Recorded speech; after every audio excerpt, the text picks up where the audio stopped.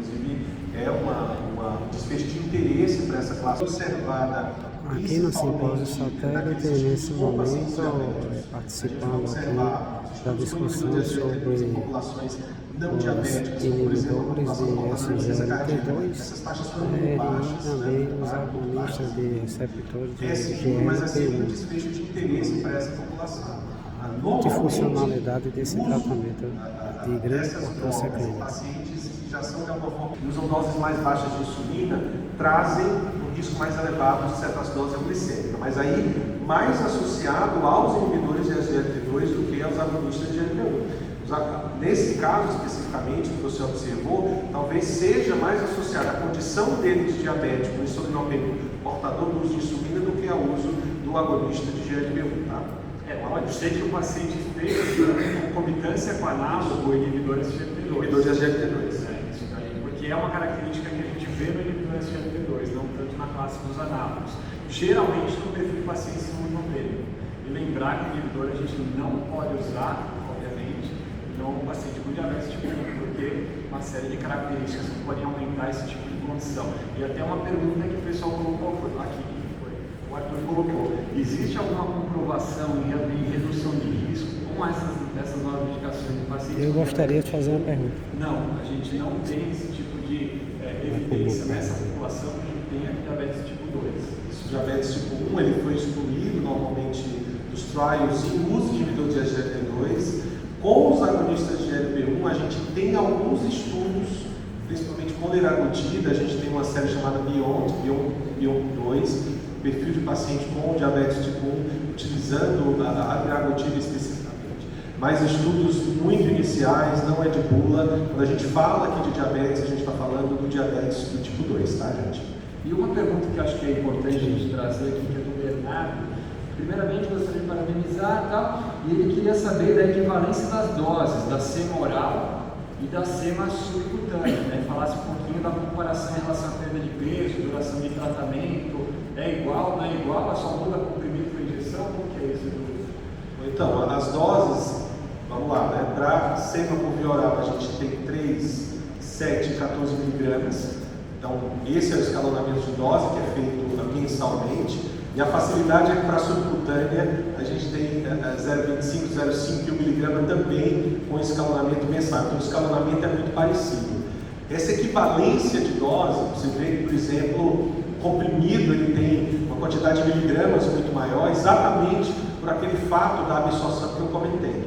Então a total em miligramas é maior, porque parte dele vai ser degradado, o SNAC vai criar um microambiente alcalino que vai impedir que 100% do peptídeo ele seja degradado pelas enzimas gástricas, e a absorção é feita de forma que existe esse escalonamento de dose de 3, 7, 14 para o oral, 0,25, 0,5 e 1 miligrama. Uma coisa que as pessoas sempre perguntam é quando você vai fazer a conversão de dose, né? Então o paciente está usando, por exemplo, o subcutâneo e vai passar para o oral. Normalmente, nesses casos, os estudos não foi utilizado dessa forma.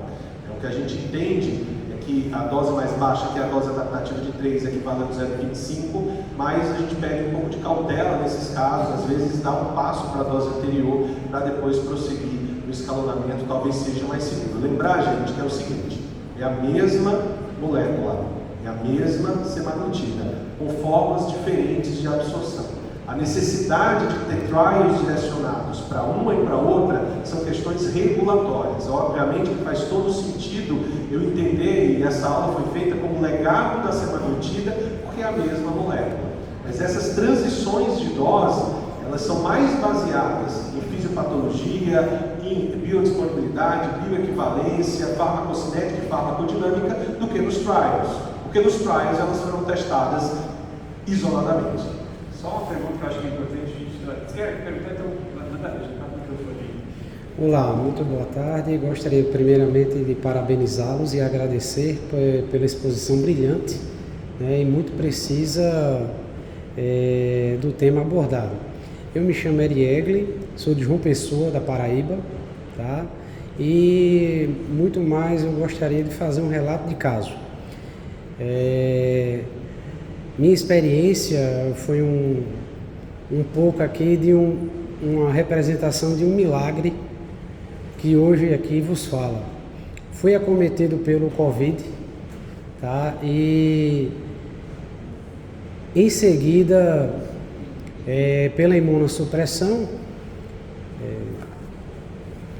fui acometido pelo mucormicose, o fungo negro, o único caso registrado, notificado do estado da Paraíba, e destruiu meu maxilar e o meu palato. E em decorrência disso, eu não tinha diabetes e realmente desenvolvi. E temos um ditado lá que além da queda, o coice,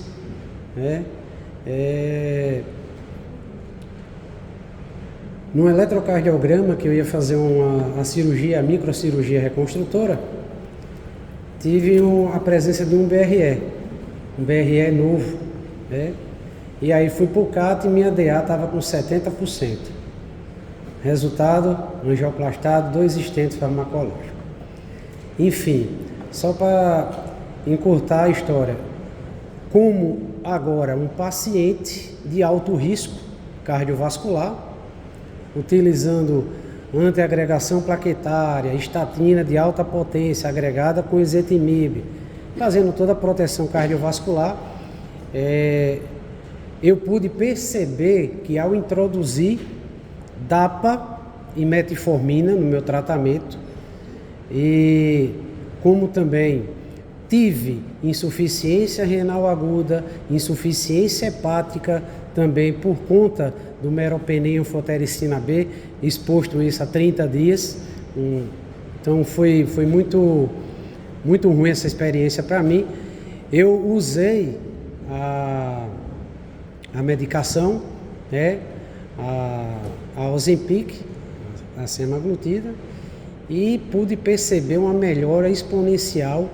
Inclusive eu que estava com 45% de fração de ejeção, minha fração de ejeção agora está em 60%, recentemente, e praticamente revascularizado na cintilografia miocárdica, voltou praticamente toda a perfusão do miocárdio e o controle do peso, o que é mais interessante. Então, parabenizo pela exposição, e realmente no primeiro estudo de caso apresentado pelo Dr. Eduardo, é isso? Foi mesmo que está expondo aí a minha vivência, a minha experiência pessoal, tá? Só frisando isso daí, gostaria de agradecer pelo trabalho de vocês. Muito obrigado. Muito obrigado. Eu como sou cearense, nasci no Ceará, para São Paulo há 18 anos, mas sempre tenho orgulho de dizer que sou cearense e entendi além da queda do coice, viu? Entendi quando você falou, já me identifiquei, porque a gente diz muito isso. É interessante o seu caso, de fato, é um perfil de diabetes curioso, que seguramente não é contemplado nos trials. Interessante entender até esse mecanismo, avaliar peptídeo C, para saber se é mais por resistência à insulina, se tem alguma redução de produção da insulina, mas eu achei que você foi muito claro em relação à sua exposição do benefício, principalmente no controle glicêmico e no peso, não esquecendo que fração de injeção reduzida seguramente também teria benefício de inibidor de SGLT2, um fenótipo que seguramente tem benefício também dessa classe de drogas. As duas têm indicações independentes e são complementares. Gente, a gente está com o tempo estourado, eu agradeço a participação de vocês e convidamos a todos a acontecer no auditório 5 às 15h50. Vão ser abordados os principais pontos. Essas foram a abordagem do Congresso. Do mundo inteiro em 2023. Obrigado, pessoal. Boa tarde. Valeu. Diretamente do 78º Congresso Brasileiro de Cardiologia, cidade de Porto Alegre, Rio Grande do Sul. A abordagem aqui importante da medicação da semaglutida para o controle metabólico, controle de doenças cardiovasculares, de disfunção renal e hepática, entre outros mecanismos. Então, muito obrigado e até breve.